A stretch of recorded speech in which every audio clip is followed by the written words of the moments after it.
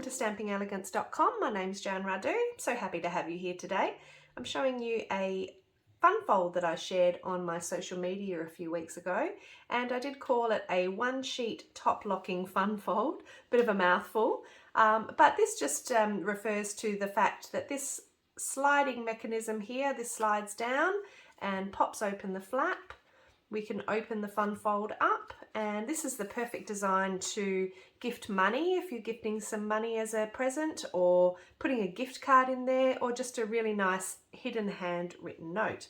I love the fact that it gives you the opportunity to use a lot of different DSP, and we can just close it up, put the fold down and slide it back into place. And you can see it's got a really nice detail on the back. Hopefully you can pick that up on the camera, using our border dies, which I'll show you in just a moment.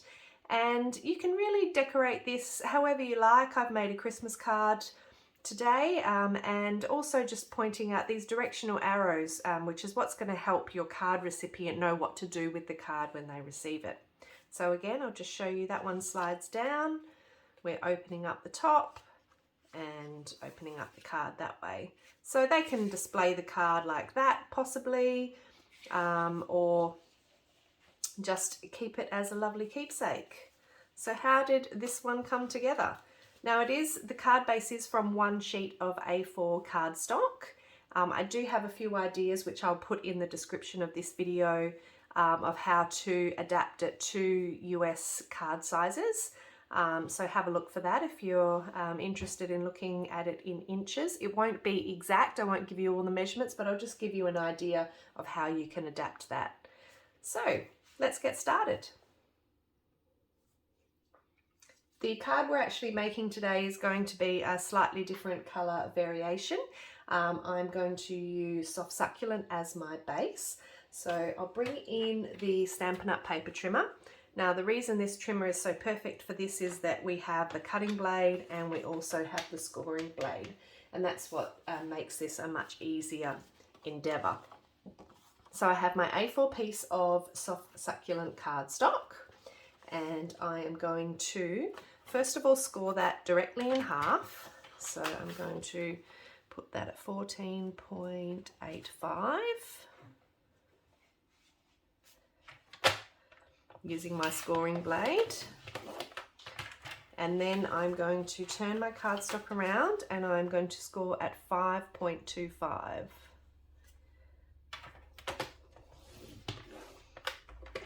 Turn it around 180 degrees and score again at 5.25.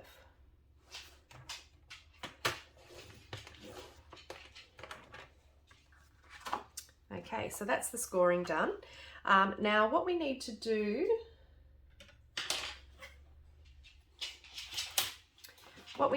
now is we need to cut and remove these two panels. So we're going to keep these top panels and we're going to cut and remove these two. So if you pop it back in your trimmer and using the cutting blade, I like to bring it down to the mid length. So we'll just make sure that's lined up. Bring it down. You've got a cut in your blade there, just a little indication of where the blade's going to cut. So you just line that up with your cardstock and then push it up. And that makes that cut there. And then we can do the same on this side. Line it up and do the cut. And then you can turn it around, line it up there, and you can either come down to where you need to cut,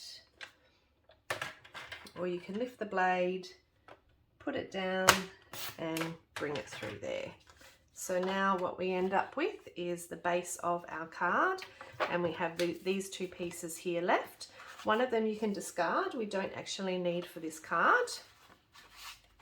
Now with the one that's left, we're going to create the flap that actually sticks onto the card there.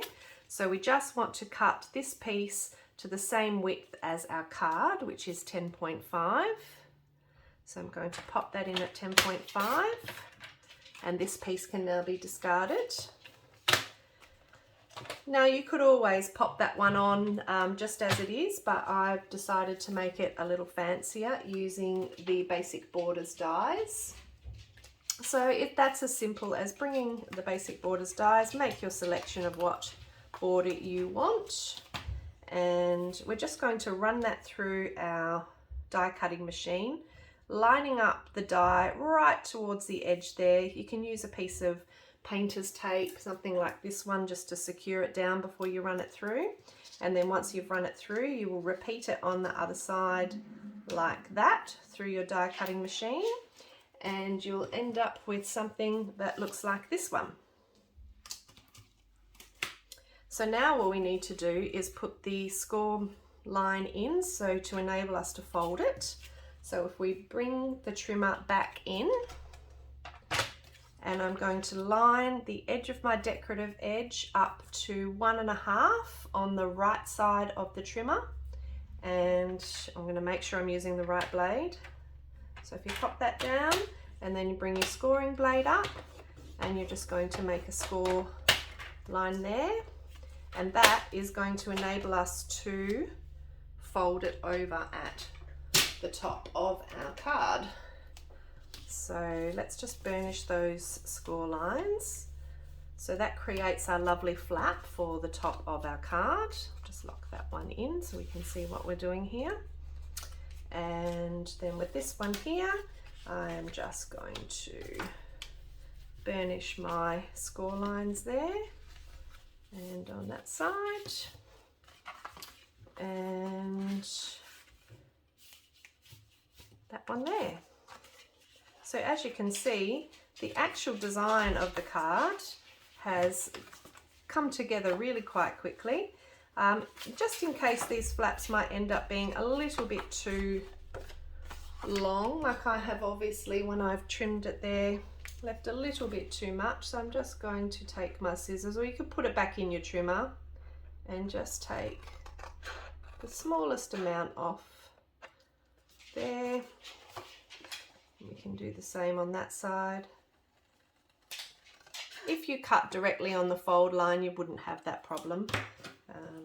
So just the tiniest bit. And now when you fold those in, that one should fold up a lot easier. There we go. So first step is we are going to adhere our flap onto our card, and I'm going to use the Stampin' Seal Plus for that, just so that we've got a really nice strong adhesive on there.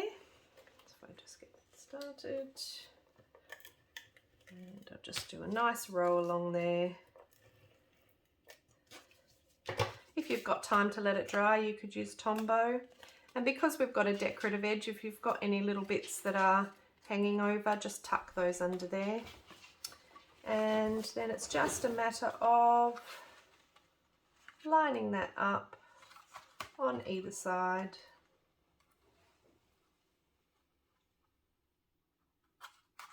Oops.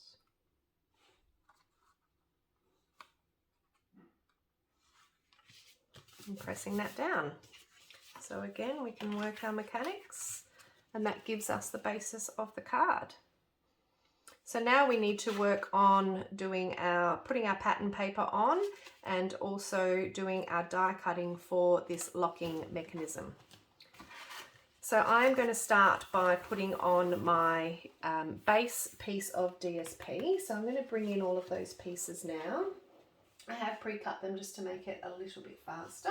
So this is the colour scheme that we're going to be going for today. We've got Soft Succulent. I'm using the Painted Christmas DSP. I should really check that name. I'm quite sure that's what it's called. Let's have a look. Yeah, Painted Christmas 12 by 12. And there's some absolutely beautiful designs in there. So I've chosen this nice soft palette today.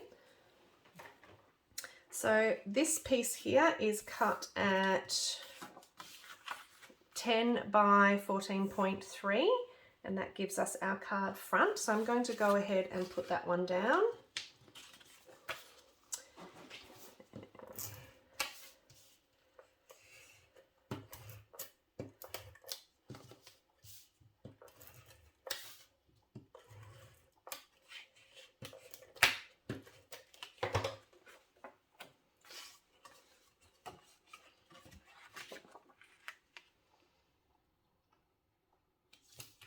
We'll just center that one in there. Now when I'm doing my mechanism, I want to make sure that that's quite central in the middle of my flap. So I'm just going to bring in a ruler and a pencil. So we've got 10.5, so we want a 5.25, and we're just going to make a little mark there. Now using the rectangle stitched framelits, I am going to use this long skinny piece. You can actually use a punch. We don't have any that are current in the catalogue, which is why I've switched to using the die. But some of the old label or window punches work beautifully to just punch that out. But as they're not available, I'm going to show you how to use it with the skinny die. So we just want to make sure we leave a little bit of space. So we're really putting it sort of halfway down the flap and in the middle of the mark there. So we can mark that up, or we can just tape it down. I'm actually going to use my grid paper just to try and make sure that I'm actually getting this lined up straight this way. So we'll just pop that down, and I will run that through my die cutting machine. Now you only need to cut the top, so it's not a problem to run through the machine by just tucking your flaps in and then just running it through at the end and bringing it back out again. So you're not rolling it all the way through the card. Okay, so we'll bring that one in, and we'll just carefully peel that painter's tape off. And you can see now we've got our locking piece with the lovely stitch lines that are going all the way around, which is very nice. And now to make sure we line up with our mechanism on this side, with the slot on that side, all I've done with that one is actually assemble the card, so fold that one down and then place the die back into where it was and just give it a little shuggle to make sure it's going to stay there. Now you can either tape onto there, or you can do a little outline of where the die needs to sit like that. And then as long as you place it in there and run that piece through your die cutting machine, you know it's going to match up at the end. So I'm going to run that through like that again, just rolling in and rolling out just as far as you need with the die, and just trying to make sure that that is also lined up vertically straight on either end there. So I'm just going to, I can pop that little bit down on there. Just make sure that you've taken a lot of the tack off your painter's tape just by putting it either repeatedly on your skin or on your shirt and ripping it off and putting it back on, and that just removes some of the stick so that you're not tearing the DSP when you take it off as well. Now it may be worth running it through once or twice because you've got the two layers, the DSP and the cardstock. So we can just carefully pull back that painter's tape. And fingers crossed it doesn't have too much tack on it to tear your paper. There we go, and you can see that's now popped that window out. You can save these lovely little pieces for a project later. Never make things like that go to waste.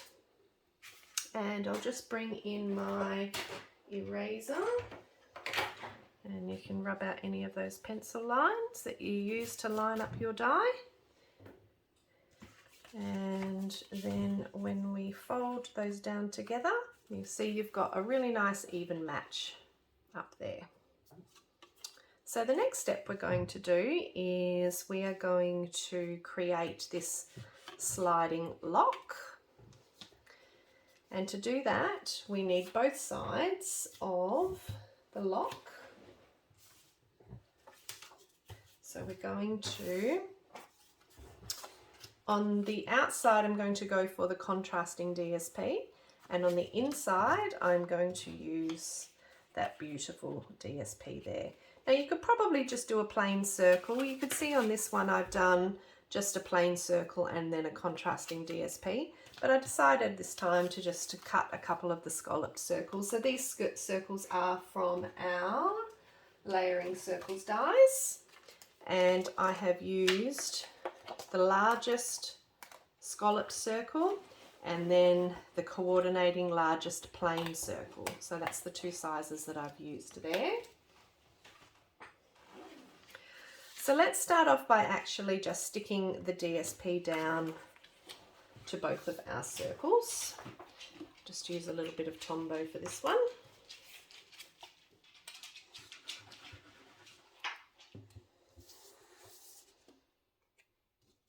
And that allows me to put it down and just move it around a little bit to make sure I've got the even scallops on all sides. I also find using a clear block to press down the Tombow piece is helpful.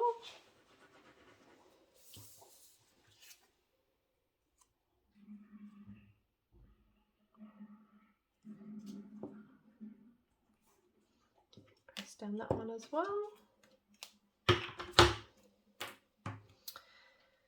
Okay, so we need some dimensionals to help us create this locking mechanism. So what we want to do is close up our card, close down our flap, and the circle that's going to go on the front, what you want to do is make sure when it slides down at its furthest point down here that it's going to clear this flap so that you have the ability to open it. So what we'll do is position that one flap down. I positioned it with a little bit of extra leeway there. Make sure it's positioned in the middle of your card front, and then holding that down, flipping it over, I'm going to place a dimensional at the bottom, which will be the lowest point that can slide down, and then I will also put one at the top. I'm going to peel off the dimensionals, and then I'm just simply going to line this scalloped circle up on the inside and push that one down. And you're saying to yourself, it can't possibly be that straightforward. It's really quite simple. So now when I fold up my card, I can slide up and I have my locking mechanism. That's cute, isn't it? Okay, so we can continue to decorate our card. Let's put our pattern paper on the inside. So I've chosen 2 strips here. So if you remember, we scored at 5.25. So these strips here are going to be 4.75 by, so that one would have been 14.85, so that should be 14.3. I'll have all of the measurements down in the description for you as well. So 4.75 by 14.3. Just for the sake of quickness, use some Tombow to put those down as well.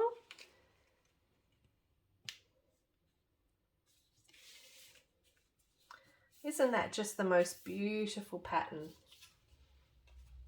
I think I might have done that one upside down. That's okay. Pine cones can go each way, can't they? Yes, it may be a good idea to take note of the direction of your DSP. So this one's going to be upside down as well to match, of course. So just try and line the pattern paper up with each other, so you've got a nice edge at the bottom and the top. And on the inside of my card, I have gone with the browner tone of the DSP. I love using one pack of DSP like this as your colour palette, because it just indicates what colours you should use for the rest of your card to know that it's all going to tie in. And that actually is one of my favourite things about Stampin' Up, is the colour coordination and the fact that they put so much time and effort into doing all of that thinking for you. A little bit of glue on my paper. I'm just going to pick that up so that I don't end up muddying the rest of my card. Now if you're going to do some stamping on this one, you would do the stamping first, but I'll just go ahead and stick that one down.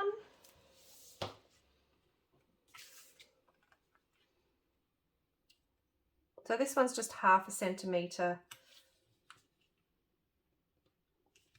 smaller in increments. So our bottom mat was 10 by 14.3 and our white mat is 9.5 by 13.8. So we have our inside, we have our coordinating DSP, we have this part finished here, so we can just lock our card down and then we can continue on with our decorating. So let me show you the arrows, where they came from and the easiest way to put those on. And I think these are really important when you're sending a card like this in the mail, that the recipient might not be with you for you to give them a tip on how to open their card. And it's quite quirky. I like it. So I'm using the Give It a Whirl dies, and they have the directional arrow in there, this little piece here. So the Give It a Whirl dies, I do have another video showing you how to use those, and I'll just link up here. You can have a look. I also use the arrows in that video too. So I have got a piece of Whisper White cardstock and I've got adhesive sheet on the back, just on this little section here. I'm going to run that one through my Big Shot, and that will give me adhesive arrows, so that basically creates little stickers. So I can just peel that one off, and quite often the sticker does stay inside the die. So I'm just going to use my Take a Pick tool just to push that one out. So if I could push that one out and peel that one off. And this does have a curve, but you can straighten it up if you prefer. So if we just put that somewhere like that, and I like to use my bone folder just to press it down, and then the little white one is still in its spot there, and you just want to put that on the opposite side. Aren't they cute? It just makes it so much easier when you're using fun folds or mechanical type cards. Love that. Don't lose that little die though. I lost it once and I found it in my sheep dies of all places. About 2 weeks later, I was so relieved when I found it.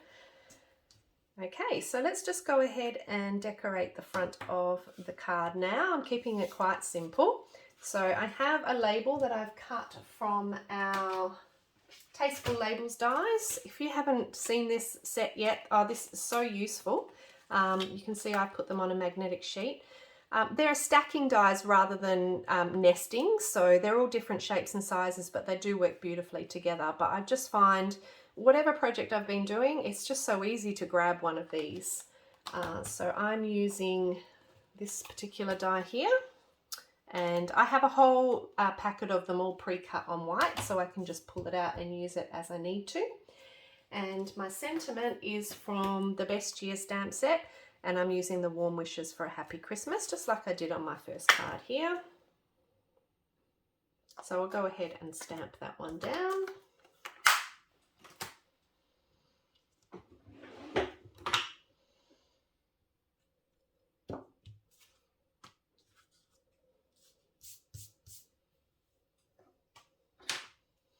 I'm using the Evening Evergreen ink.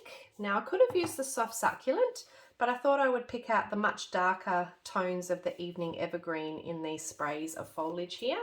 I thought that would help it pop.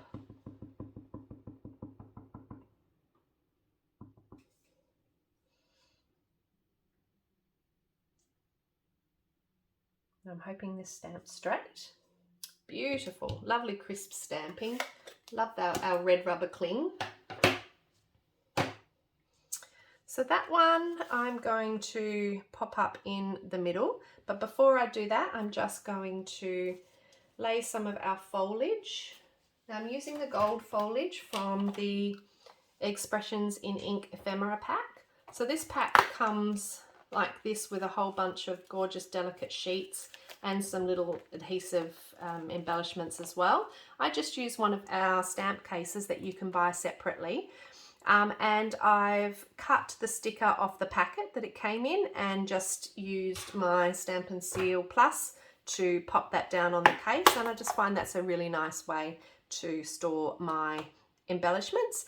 And you can also just use a labeling machine to put it on the spine if you like, and then when you stack them all up on your shelf, you can really easily see and grab these things that we tend to forget about and don't use or maximize. So that's a really good tip for storage for those. So I've got a little piece here, and I've got another piece that's going to go off this way. I really like that kind of branching out. I don't want to cover my arrows, number one, and when I've slid this down, I also don't want to get involved with covering the mechanism here. So that helps you with your placement. So you want to move that over a little bit so that when you're here, you're totally clearing that mechanism. You'll only make that mistake once. So we'll pop that one down there. We'll pop that one there. Because I'm covering up here, you're not going to see how these are glued on. You can just use glue dots to attach those, or even just some sellotape. I find just as easy. If you know it's not going to be seen, then you can just pop it down in the middle.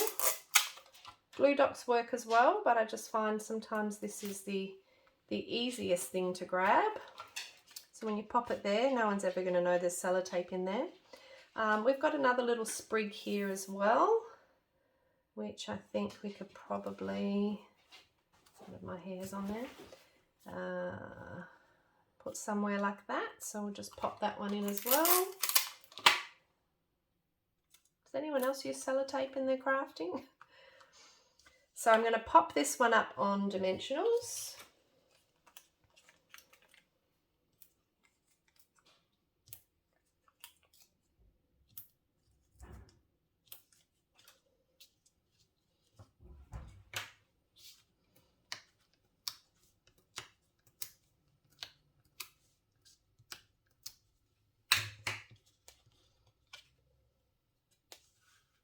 Seem to have lost some sunlight here.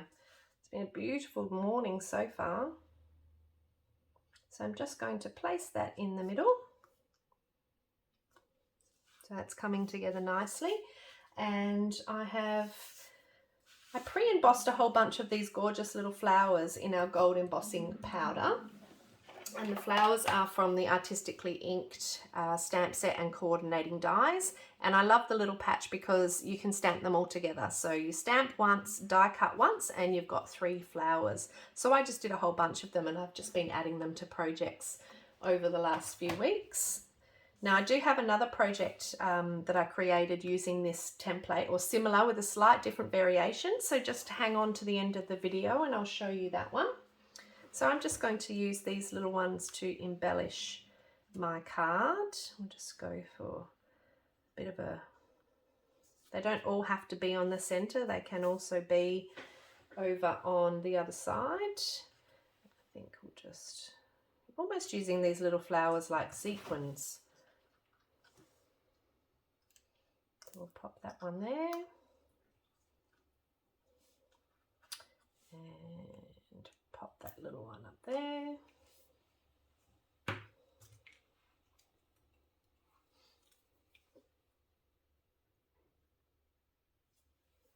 And that's the card finished. So with a little bit of cutting, a little bit of die cutting, using that trimmer with the scoring blade is quite key in putting this one together. But you can see on the back you've got that lovely detail with the border dies.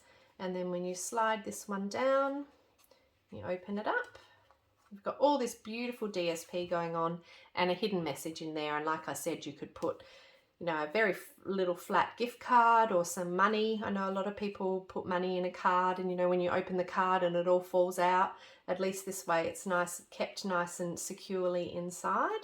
But I actually find once you've made one of these, They're really quite addictive, and you sort of want to see what else you can do with the design. So you can see that's the same design, but two completely different looks.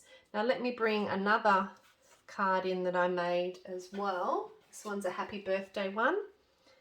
And this one is using the Artistically Inked or Expressions in Ink suite. So we're using the stamp set that I showed you earlier, the matching dies and the matching DSP. I've been dying to use this DSP with all of this beautiful shaded spruce. There's some more of those little gold flowers. Now this one, I've actually put the mechanism over to the side and I've used a different border to create the flap. So if we put that one down, you'll see the mechanisms on the side. And I've used, I'll show you the,